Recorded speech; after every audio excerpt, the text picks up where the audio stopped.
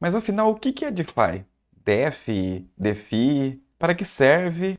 Quais são os riscos envolvidos? Quais são as vantagens e desvantagens? Fique até o final que hoje você vai aprender tudo isso e muito mais logo após a vinheta.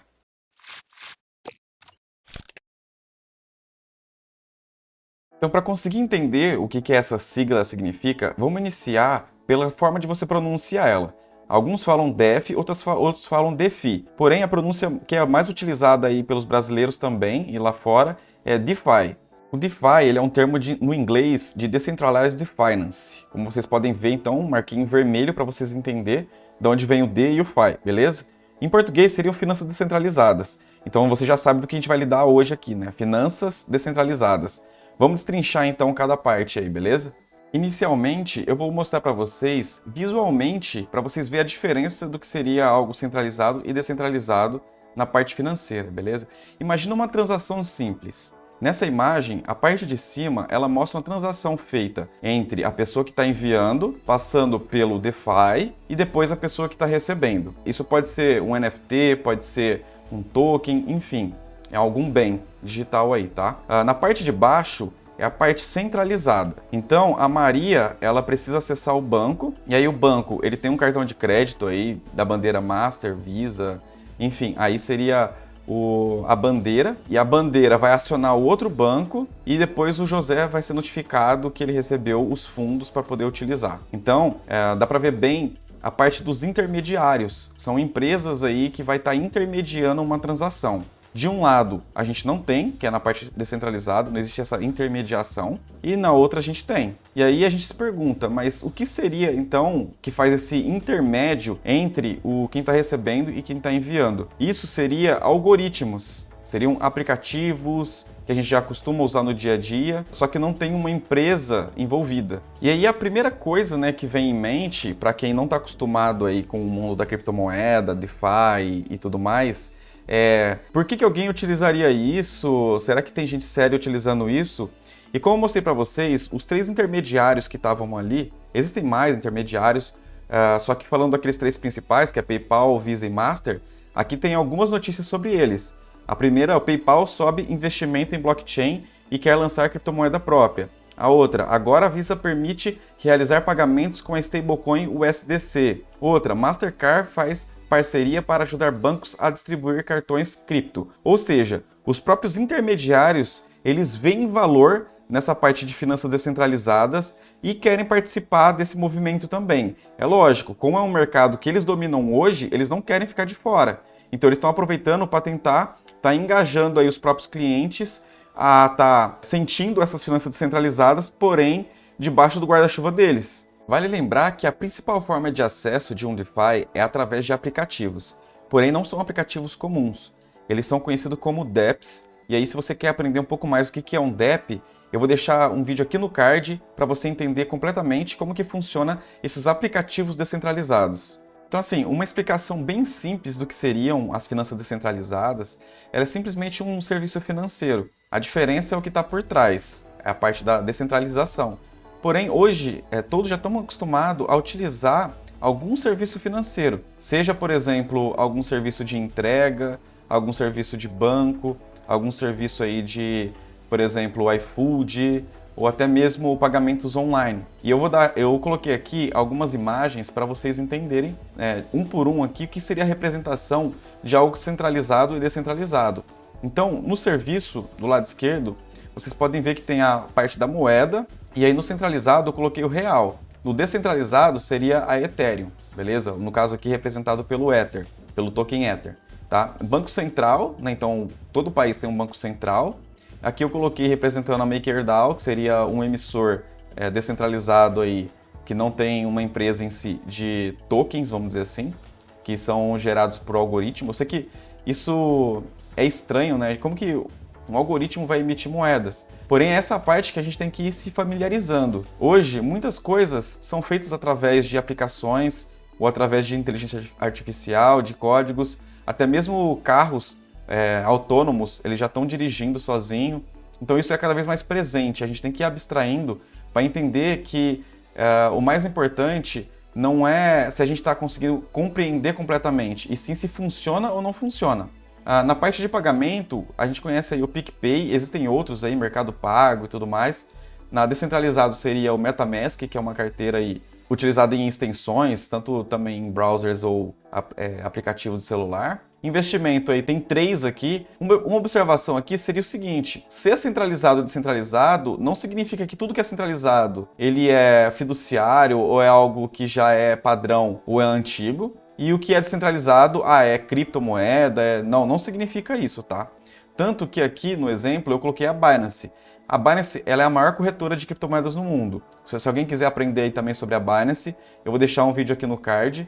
E assim, a Binance lida com criptomoeda, só que ela é centralizada, beleza? Então não significa que algo é centralizado que ele não vai lidar com criptomoedas, beleza? O outro aqui seria a XP. A própria XP ela é uma corretora de investimento. E dentro da própria corretora XP existem fundos de Bitcoin ou criptomoedas, só que ela é centralizada, ela é dominada por uma empresa. E também tem o Itaú, que é um banco bem conhecido aí no Brasil. Do outro lado, temos aí a Uniswap, que é onde você consegue fazer trocas entre moedas. Temos a Synthetix, que é onde você consegue fazer derivativos sintéticos aí tanto de ações e tudo mais. E também temos a Aave, que é uma plataforma de emprestar e pegar emprestado dinheiros, ou seja, serviços bancários. Embaixo temos uma seguradora, eu dei um exemplo do Porto Seguro, mas pode ser qualquer tipo de seguradora. Só que aqui é mais voltado a patrimônio, tá? Não seria seguro de vida, algo do tipo. Seria algo voltado ao seu bem digital, aí no caso as criptomoedas. E aqui do lado direito, então, eu coloquei a Nexus, representando essa parte de seguro. E aí as gestoras de investimento, temos aí a BlackRock, que é muito conhecida aí lá fora, principalmente nos Estados Unidos. Aqui não é tão conhecida, porém seria um melhor exemplo aí para dar. E do lado direito temos a Yearn Finance, beleza? Existem outros aplicativos aqui, tanto do lado esquerdo quanto do lado direito, porém eu quis representar aí mais ou menos os mais conhecidos, para vocês ir se familiarizando e saber que existem representações. E aí que tá, aí começa a questão do por que a gente utiliza do por que a gente utiliza outro. O centralizado, na verdade, a gente não teve opção. Tudo foi centralizado, né? Tudo que existiu era centralizado até a existência de algo descentralizado. É lógico, o que é centralizado e descentralizado são conceitos, tá? Aqui eu estou falando especificamente de algo financeiro, tá? Estou falando de DeFi, ou seja, todas as moedas eram emitidas por bancos centrais, tá? E eu acredito que alguns de vocês devem estar se perguntando, mas por que eu vou utilizar algum aplicativo descentralizado de finança se já existe algum que é centralizado? E a resposta é justamente o que a gente vai ver aqui agora. Então agora eu vou mostrar para vocês as vantagens e desvantagens do lado esquerdo aqui, DeFi, que seria as finanças descentralizadas, e do lado direito, CeFi, que seria as finanças centralizadas. É o que a gente já está acostumado hoje, é o mainstream aí, o que todo mundo já usa. Eu enumerei 10 vantagens ou desvantagens, depende um pouco do ponto de vista da pessoa que está observando a qualidade ali, no caso, a característica. Para algumas pessoas, uma característica vai ser vantajosa ou desvantajosa. Vai depender aí da utilidade que essa qualidade tem para a pessoa, beleza? Então a primeira do DeFi eu coloquei entrada irrestrita, beleza? E do CeFi, entrada necessita de aprovação. Entrada irrestrita significa que qualquer pessoa pode estar utilizando o serviço sem nenhum tipo de restrição, beleza? Então não precisa ter documento, não precisa ter identidade, não precisa ter nada. Então não tem um filtro ali para poder estar entrando.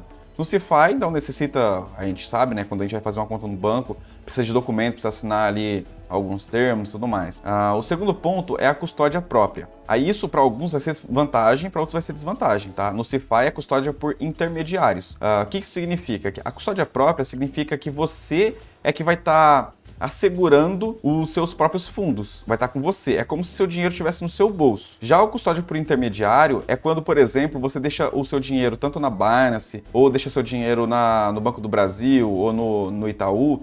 O que acontece? A custódia está por conta deles. Então, se acontecer alguma coisa com o seu dinheiro, você pode fazer alguma coisa legalmente com eles. Porém, né, ele também vai estar segurando o seu dinheiro ali. Se eles quiserem correr com o seu dinheiro, eles conseguem. Então, se você tiver, por exemplo, entrando numa corretora de Bitcoin, uma corretora aí de criptomoeda, que é muito nova no mercado, e você enviar para ele é muito arriscado, por conta da custódia de estar com eles e não com você. Existe até um termo nas criptomoedas, no caso, foi lá no Bitcoin já que começou a existir esse termo, que é Not Your Key, Not Your Bitcoin. Então, quando você está com a sua chave, você está com o seu Bitcoin. quando você não está com a sua chave, você não está com o seu Bitcoin, beleza? O terceiro ponto, interface sem padrão. Isso aqui eu creio que seja uma desvantagem, com certeza, do DeFi, que é o seguinte, cada aplicativo vai ter uma forma de lidar ali entre o usuário e a tecnologia ali muito diferente. Então, não tem um padrão ali onde as pessoas seguem intuitivamente e conseguem aprender rapidamente, como no caso do DeFi, que seria os aplicativos de banco. Eles são bem parecidos até. Né, tem suas diferenças e tudo mais, só que ele é bem intuitivo. Né? É um mercado aí que já vem crescendo há muito tempo essa parte de aplicativos e se a gente olhar bem, com certeza a parte do DeFi é melhor em relação à parte intuitiva. Código aberto. Então, no DeFi, o código ali, o que seria esse código aberto? Seria o algoritmo mesmo do aplicativo. Então, você consegue, você mesmo lá, e olhar o que está acontecendo, o código linha por linha. Eu sei que a maior parte de vocês que vão estar assistindo não tem esse conhecimento técnico, porém, é uma forma de você entender de que algumas pessoas podem estar fazendo ali essa análise, né? Alguém que é técnico vai conseguir fazer essa análise, ou seja, é algo que vai estar mais transparente para o usuário. No caso do DeFi, é um código fechado, então ninguém tem acesso ao algoritmo deles. 5. Resistência à censura. E aqui eu coloquei um asterisco, beleza? Eu coloquei um asterisco porque apesar de o DeFi ser conhecido aí por resistência à censura, por conta de ser um aplicativo dentro de uma blockchain descentralizada e resistente à censura, o que pode acontecer é o seguinte, existem alguns grupos, como por exemplo a Uniswap, que ela já sofreu uma certa pressão do governo americano. Então a gente sabe que apesar de o DeFi ele ter uma qualidade de ser resistente à censura, não significa que essa qualidade vai estar sempre presente, né? Essa característica vai estar sempre presente naquele aplicativo. Pode ser que um aplicativo ou outro seja mais fácil de ser controlado ou por alguma instituição aí, por exemplo, a USDT, que seria o Tether, dólar Tether, ou até mesmo o governo, né? Pode ter, de repente, algumas aberturas para ter algum tipo de censura. Já no caso do DeFi, ele pode ser facilmente censurado. Então, como alguns de vocês já devem saber, o governo conseguiu congelar todas as contas bancárias lá em 1990 com o governo Collor. E hoje em dia, a gente está vendo aí a guerra Ucrânia, Rússia e tal, a gente vê que eles também conseguem facilmente ali fechar a conta de todo mundo, prender todos os fundos, né? Então, isso não só com um banco tradicional, como também com corretora acontece, tá? Então, ela consegue aí travar os fundos a hora que elas quiserem. Sexto ponto, assegurado por código. Então, o DeFi, a segurança dele é através do código. Então, se aquele código ele for bem escrito, se ele for um código ali resiliente, se ele for um código que está bem desenvolvido, já está bem amadurecido, já passou por vários bugs, já foi corrigido, normalmente ele vai estar mais seguro. Já no caso do DeFi, ele é assegurado legalmente, beleza? E aí eu coloquei um asterisco também, porque assim, vamos comparar agora. Do lado esquerdo, a gente sabe que existem os riscos aí, eu até vou falar dos riscos depois, mas se ele é assegurado por código, significa que se o código é fraco, a sua segurança vai ser menor. E no caso do DeFi, seria algo que está voltado à legislação, tá? Então, se está voltado à legislação, vai ter um contrato. E esse contrato ele vai mostrar lá o tanto que ele vai assegurar você. Então, se uma empresa quebrar, por exemplo, o banco que você utiliza quebrar, você precisa saber o que vai acontecer com os seus fundos. O que vai acontecer com o meu dinheiro que está na conta poupança? O que vai acontecer com o meu dinheiro que está na conta corrente ou investido? Então, isso vai estar descrito lá no contrato, beleza? Por isso que eu coloquei um asterisco, porque não é todo o seu dinheiro, todo o seu patrimônio que vai estar assegurado, né? Então, ele vai estar restrito ao que tiver no contrato. E agora no ponto 7, o suporte do DeFi é inexistente. Então o aplicativo ele não tem suporte, não existe suporte. Isso aqui é até assim, eu diria que seria uma das melhores críticas para quem é crítico do DeFi, tá? Porque muitas pessoas, elas têm dúvidas sobre os aplicativos e tal. Uma hora ou outra, ela precisa de uma ajuda técnica. Porém, né, no DeFi não existe esse suporte, você vai ter que aprender por conta própria. Já no DeFi, ele existe suporte ao cliente. Lógico, vai ter alguns suportes que vão ser melhores do que outros. A gente sabe que tem empresas que têm um suporte terrível, mas tem sim outras empresas que têm um suporte muito bom, que faz com que o cliente, mesmo ele não entendendo nada, ele consiga ali atender as necessidades dele e resolver o problema, beleza? Outro ponto, riscos em camadas. Então, o ponto 8 ali do DeFi é que até mesmo os riscos do DeFi, ele acontece em várias camadas. E a gente tem que saber, tem que entender Quais são esses riscos? Eu vou estar falando no próximo tópico, porém, né, essa já é uma diferença também do CeFi, que no caso do CeFi, o maior risco dele é um risco de mercado, beleza? Porque se tiver algum outro risco, normalmente ele vai estar assegurado, como eu falei, ele vai estar assegurado legalmente, então você pode simplesmente ir lá e processar o banco, processar a empresa e já era, vai estar correndo ali na justiça. Pode acontecer de repente dar ruim para você, mas você ainda tem como recorrer, beleza? Já o riscos em camada, você vai ver que não é tão simples assim. No DeFi tem um alto retorno, justamente aí por conta dos riscos envolvidos e também por não ter intermediário, beleza? E no CeFi o retorno é diluído, justamente porque eu mostrei para vocês que tem vários intermediários que vai ter que receber ali os seus lucros, né? Os bancos, corretores e tudo mais, vai acabar pegando alguma parte dos lucros aí, então o retorno vai ser bem menor mesmo se você fizer algum investimento, por exemplo. No caso de transferências e serviços aí que envolvem taxas, no DeFi normalmente são menores e no CeFi normalmente são maiores. Por que eu coloquei um asterisco também nessa parte das menores taxas? Porque isso vai depender também de qual rede vai estar sendo utilizada, né? Então, existem redes, um aplicativo aí vai estar numa rede Ethereum, por exemplo, que ele precisa pagar uma taxa que chama gás. E o gás do Ethereum é extremamente caro. Então, se a gente for comparar a taxa do Ethereum com um aplicativo de um banco, por exemplo, a gente vai ver que a taxa do Ethereum é muito maior. Em alguns casos chega a ser inviável uma transação ali dentro do Ethereum.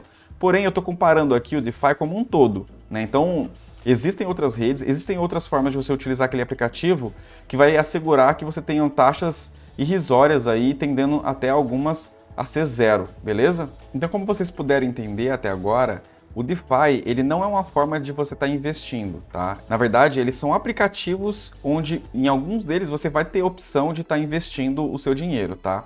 Da mesma forma com que você pode estar investindo em empresas hoje, ou até mesmo estar simplesmente utilizando o aplicativo sem fins de investimento, beleza? Apesar disso, eu quero lembrar vocês que essa não é uma dica de investimento, é apenas de aprendizado sobre tecnologias, e se você quiser fazer algum investimento, faça sua própria pesquisa e invista pelo seu próprio risco. E falando em riscos, eu vou estar apontando para vocês os principais. Alguns deles já existem hoje nas tecnologias de CeFi, né, que seria a Centralized Finance, ou os aplicativos que a gente já utiliza hoje. Algumas outras não existem ainda, só existem na DeFi, beleza? Só que não importa muito o que existe ou o que não existe, né, e sim os riscos envolvidos em si. E apesar de eu gostar muito na parte de DeFi, essa é uma parte muito importante a gente lidar, que é a parte de riscos, até porque nem tudo são flores. E é muito bom a gente saber onde a gente está pisando quando a gente está entrando em algo novo que a gente ainda não conhece. O primeiro risco é o risco de mercado. Esse risco de mercado é da volatilidade do preço. Então, se eu, por exemplo, para utilizar um aplicativo descentralizado,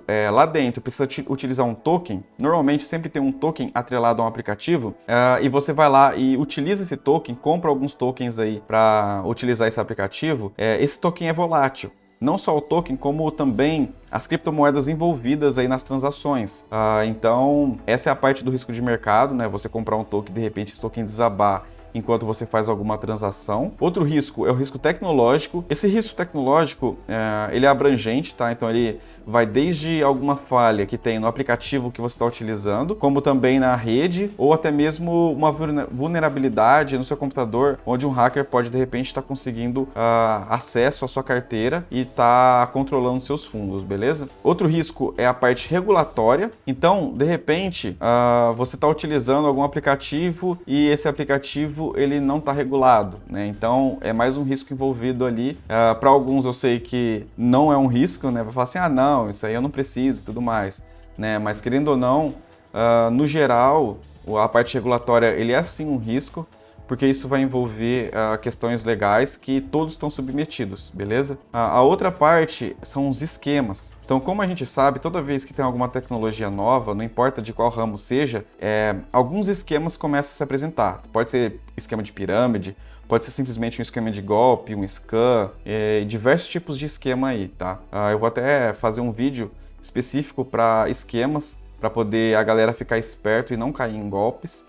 Essa parte aqui, infelizmente, né, vai estar acompanhando aí todas as tecnologias e o DeFi não é diferente. Outro risco é a liquidez e colateral, tá? Essa parte aqui, ela é um pouco mais difícil de compreender, tá? Eu não vou explicar a fundo, mas é simplesmente em alguns aplicativos quando você fizer algum tipo de empréstimo ou você pegar emprestado e tudo mais, o que assegura ali o bom funcionamento do aplicativo seria, vamos dizer assim, o preço que tem entre os ativos, o preço que tem entre os tokens. E aí, se o mercado ele der uma disparada para cima ou para baixo, vai ter a execução de algum contrato, né? Então, a gente está lidando aqui com contratos inteligentes na tecnologia de blockchain, e ele vai ser executado e pode ser que, de repente, nessa parte de executar, você acaba perdendo algum dinheiro, né? Vai estar perdendo aí algum fundo aí, beleza? Pode acontecer. É lógico, né? Isso aqui é algo que é o último ponto de risco aqui agora que eu vou estar falando, que é o de conhecimento. Então, para vocês entenderem melhor sobre liquidez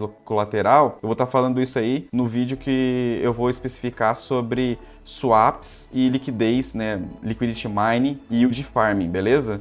O último risco, que é o risco de conhecimento, ele diz respeito justamente por ser uma tecnologia nova, né? Então, por falta de conhecimento, você pode fazer alguma ação dentro do aplicativo que acaba fazendo com que você perca seus fundos, tá? Então, de repente, você enviar para uma carteira errada, né, fazer uma transação errada, isso também você acaba perdendo os seus fundos, você perder aí as chaves de acesso, enfim, tudo que envolve um conhecimento básico para você conseguir utilizar de uma forma correta esses aplicativos. Querendo ou não, né, é um risco envolvido aí e, para mim, assim, seria o maior de todos os riscos, porque a partir do momento que você começa a ganhar conhecimento, você começa a ter familiaridade com a tecnologia nova, é muito mais difícil você cair em esquemas, é muito mais difícil você entrar em algum aplicativo que tem um código fraco e é muito fácil de ser hackeado. Você já sabe bem se o token ou a criptomoeda é bem estabelecida, se ela sobe, se ela desce.